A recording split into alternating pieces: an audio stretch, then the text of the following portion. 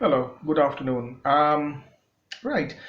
We are going to continue to talk about the second chapter. And the second chapter deals primarily with psychoanalysis and how Judith Butler uses Lacan and Freud, well, first Lacan and then Freud, to talk about the way in which repression functions.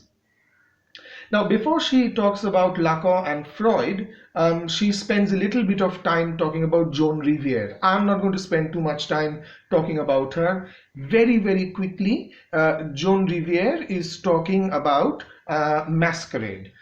She says she uses the term intermediate types, by which she basically means either gay men or lesbians. In 1929, she's using the term intermediate types.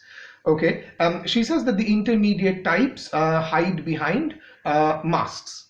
Okay, and she seems to be very, very angry that she can't tell the gay men apart from the straight men. She has difficulty telling them apart. And then she accuses the gay men of performing an exaggerated masculinity. I'm not terribly sure exactly what exaggerated masculinity is, but I'm sure Joan Riviere knows. So anyway, so she also talks about the way in which women also masquerade, but she says that women masquerade not because of erotic reasons, but because women desire public equality.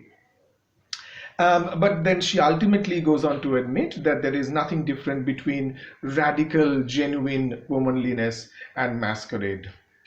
So basically, what is happening is that authentic womanliness is basically revealed as mimicry. So what is authentic is mimicry. So authentic womanliness is mimicry, and it is a masquerade. Okay, right. That is as far as Joan Riviere is concerned. I'm not going to spend too much time on it because now we come to Lacan. And in the case of Lacan, as you very well know, that there are two broad ideas in Lacan in very, very simple layperson's terms, which is the real and the symbolic. Now, you very well know that the real is everything that has not made it into language, and symbolic is language. So therefore, the real is everything that has not made it into language, and symbolic is language. So real then is everything for which there are no words. Now, this is where it gets a little complicated because if we look at the concept of bisexuality, so this is where Judith Butler is bringing in Freud. Um, if you talk about bisexuality, then Freud would have us believe that bisexuality is pre-discursive. Now, for those of you who are unfamiliar with the idea of pre-discursive, pre-discursive is basically that which existed before culture, that which existed before language. So therefore, bisexuality seems to be existing at a point where language wasn't there, right? So that is broadly the way in which bisexuality is being talked about by Freud. Now, here is the thing, is that if bisexuality is in the realm of the real, because that is what Lacan says, is that real is that place before language, and if bisexuality is before language, as Freud wants to suggest, then there is a wonderful confusion that is happening over here.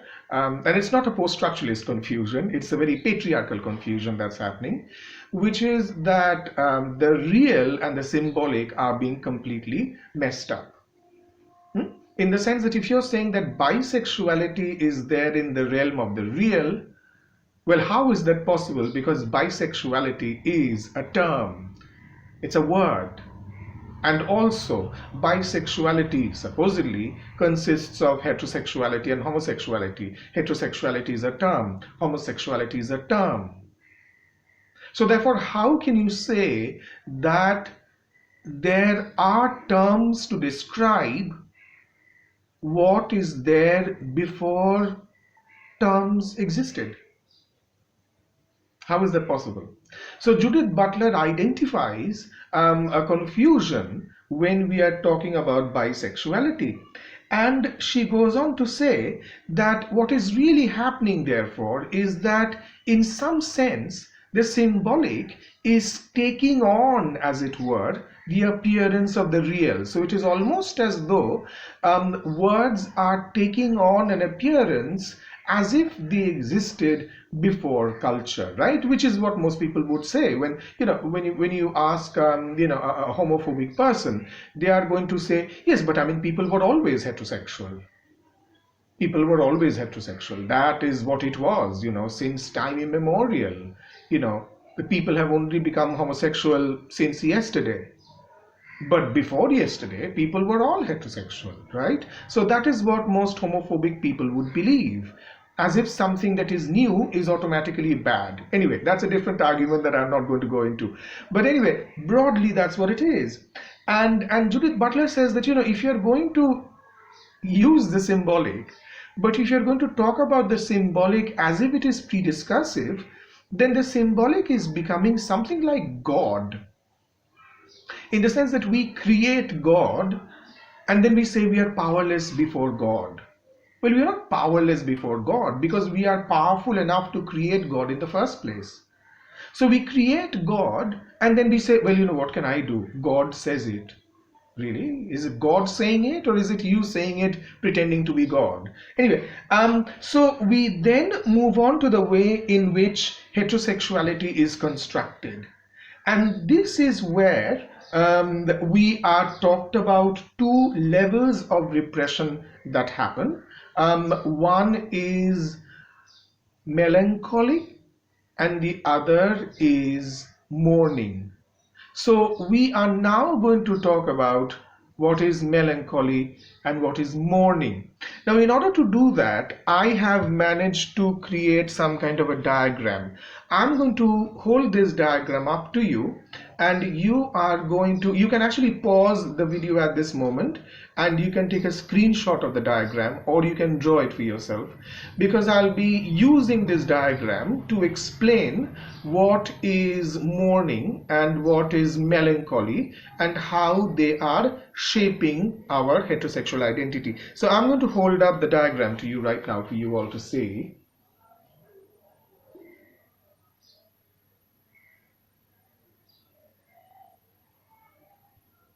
Yes?